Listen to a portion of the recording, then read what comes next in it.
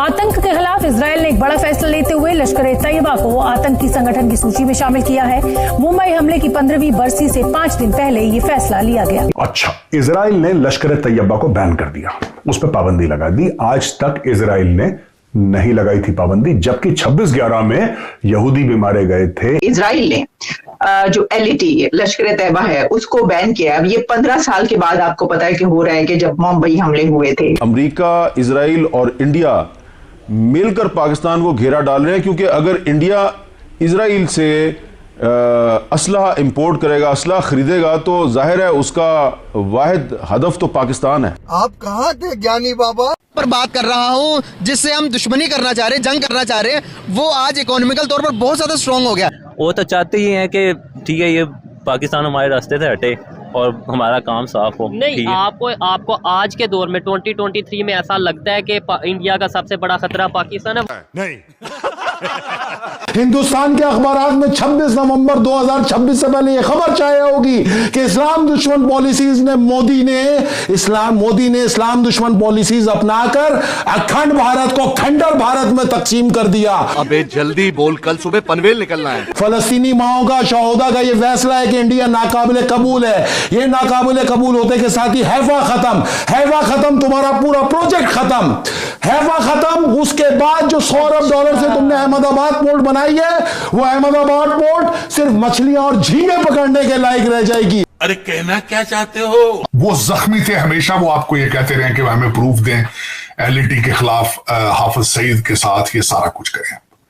आपने नहीं किया, तो ये इससे भारत की फॉरेन पॉलिसी एक स्टेप फर्दर आपके खिलाफ जा चुकी। जहाँ तक बात है कि इंडिया बोलेगा, ठीक है, इंडिया के हुक्मरान क्यों बोलेंगे?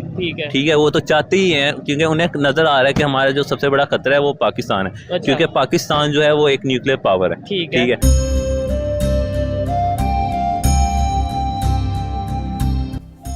जय हिंद दोस्तों, MBM न्यूज़ में आपका स्वागत है। जैसा कि आप लोग जानते ही होंगे कि इजराइल ने ऐलान कर दिया है कि लश्कर-ए-तैयबा, जो कि एक पाकिस्तानी संगठन है जिसे हाफिज सईद चलाता है, उसे एक आतंकवादी ग्रुप बनाकर उसे बैन कर दिया जाए।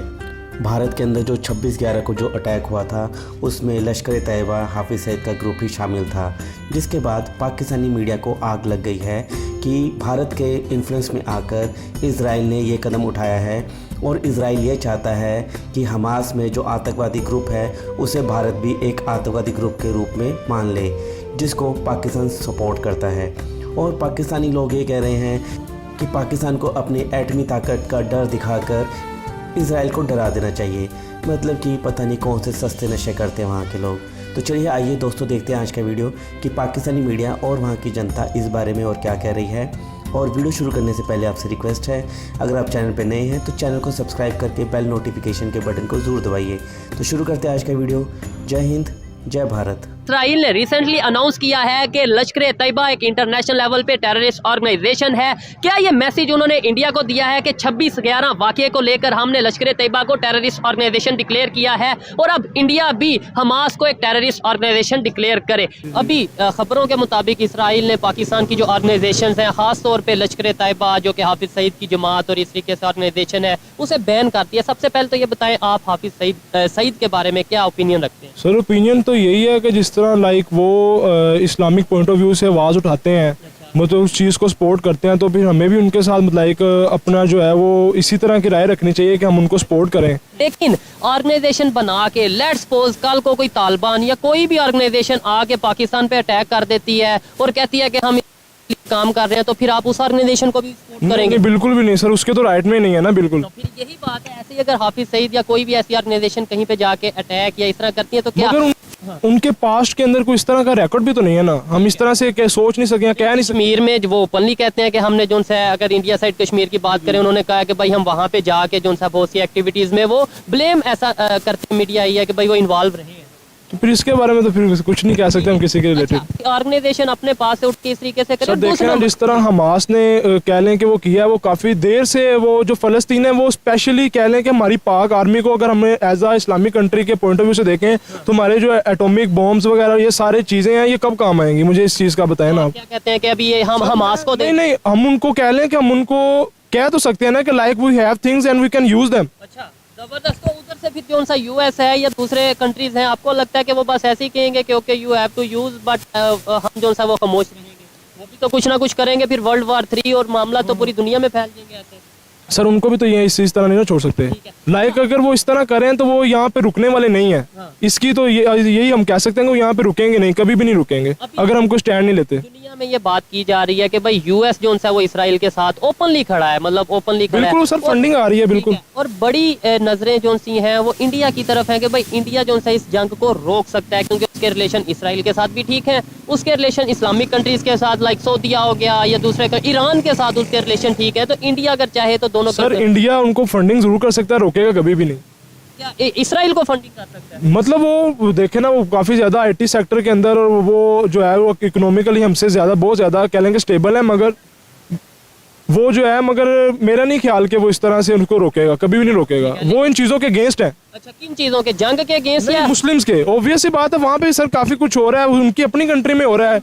कश्मीर इशू आज तक रिजोल्व नहीं हो सका, उन्होंने वो तो नहीं रोका आज तक। इशू और फलस्तीन के इशू में जमीन आसमान का फर्क है, हमें दोनों को मिक्स नहीं करना चाहिए। मिक्स नहीं कर सकते, मगर दोनों के अंदर एक चीज कॉमन है, जुल्म।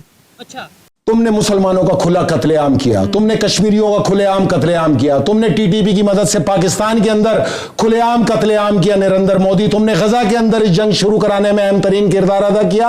आज तुम्हारे फौजी और तुम्हारा मीडिया फ्रंट लाइन पे गजा में इसराइली फौजियों के साथ मौजूद है, जो लम्हा व लम्हा प्रोपेगेंडा कर रहा है।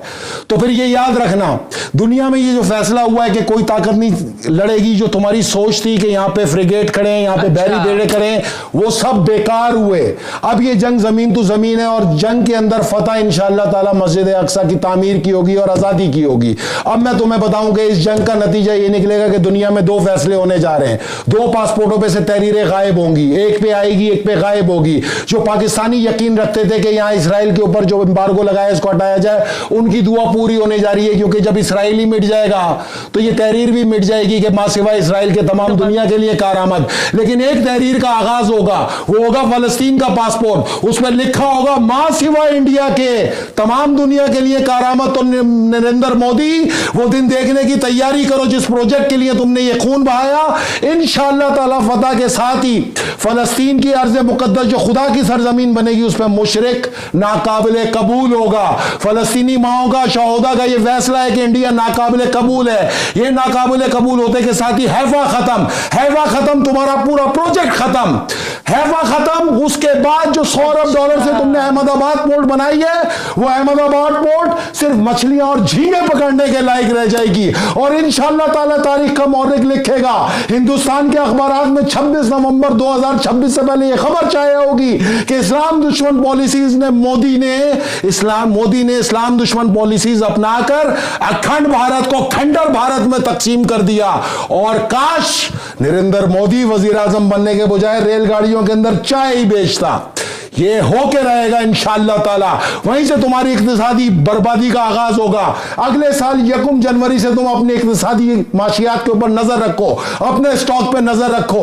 ये हमारा तुमसे वादा रहा, कोई मुसलमान ना तुमसे कारोबार करेगा, ना तिजारत करेगा, हराम करार दी जाएगी। क्योंकि इसराइल जितना मुलविस है इस मुसलमानों के कत्लेआम में, तुम बराबर के शरीक हो। और इंशाअल्लाह ताला इन मासूम, इन मजलूम खून के सदके में ये तोहफा तुम्हें आलम इस्लाम अल्लाह ताला अदा करेगा।